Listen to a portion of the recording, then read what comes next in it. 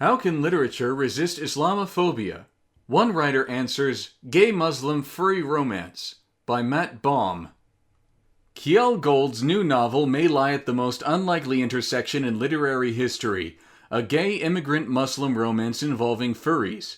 That is, people who feel a close identification with anthropomorphic animal characters. I wrote this book in part as a response to the wave of Islamophobia in this country, Gold explained in an author's note, never dreaming at the time that it would crest as it has now. The time he desires is the story of Aziz, a cheetah in a faltering heterosexual marriage who explores the boundaries of his sexuality with the help of a gay fox. Aziz is a Sudanese immigrant, and he engages in a struggle with his desires that will be familiar to queer readers. Gold's been writing furry romance novels full-time for several years after bouncing from chemical engineering to business school to zoology.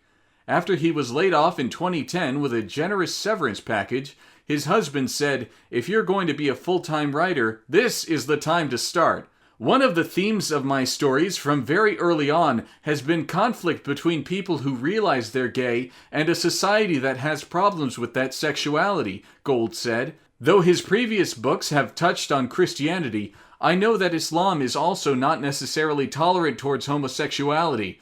I also didn't understand much about Islam other than that it's a religion that hundreds of millions of people in the world follow.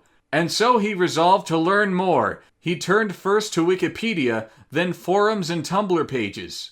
"I wanted to acknowledge that there are queer Muslims out there in the world," he said.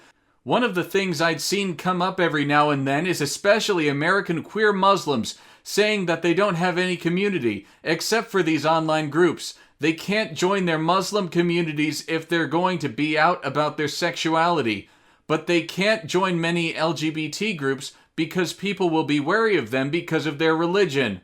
By early 2016, he was ready to begin writing a book that could bridge those communities. The timing was particularly apt, given the political climate. This was written before the election and the prospect of the Muslim registry became more concrete, Gold said. "I started with the concept that this is another world religion. I learned more about it. I talked to people who practice it, and it reinforced the idea that Islam is a way for people to understand the world and bond.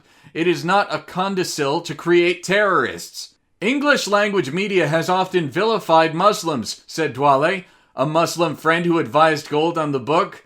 "For many people, their only exposure to Muslims is as stock villains. With all that going on, the simple reminder that Muslims are people too becomes an important message, one the mainstream media has been reluctant to spread. Muslims, queers, and furries all share the same experience of having been marginalized by the mainstream and of being continually forced to justify their existence. But just as public opinion on LGBTQ folks has softened over the last few years, furries seem to be enjoying a break as well." Back in March of 2016, a group of Syrian refugees was temporarily placed in the same hotel as a furry conference, resulting in a heartwarming cultural exchange as the con attendees welcomed the residents to their new country. In October, a Tumblr post went viral in which a teen girl breathlessly described a group of awesome furry bowlers in her town. And on Reddit, a user confessed that when he went to a furry conference to make fun of attendees, he wound up having such a good time that he joined them.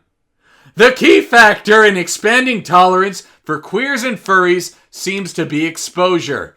The more people meet LGBTQ family and go bowling with furries, the harder it gets to regard them as other. And so novels like Gold's may do the same for Islam.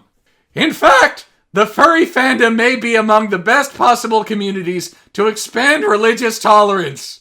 The furry characters give the world a little bit of a fantasy element, Gold said. "It's human enough that you recognize behaviors, but I'm not giving you background that has a lot of baggage associated with them. And besides the distance that anthropomorphic characters provide," he said, "the fandom is in general a welcoming place. People are like, 'What animal are you?' which seems to be a simple question. And it makes you think about who you are. And Oh, shit.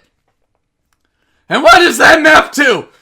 I want to be big and tough. I'll be a tiger or a wolf. I'm small. I'll be a mouse. Then you have to present that. You're saying, hey, this is me, who I am inside.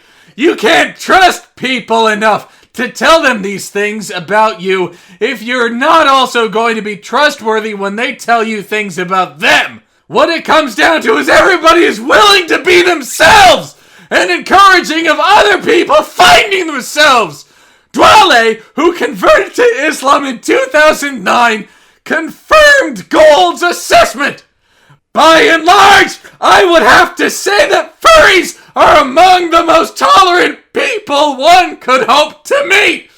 He said, I do expect to be disowned en masse by my family when I finally get around to telling them about my conversion, whereas I'll still have furry friends. So there's that. Matt Baum is a writer, storyteller, and video maker based in Seattle whose work focuses on LGBTQ issues, nerds, and anything that is strange and wonderful.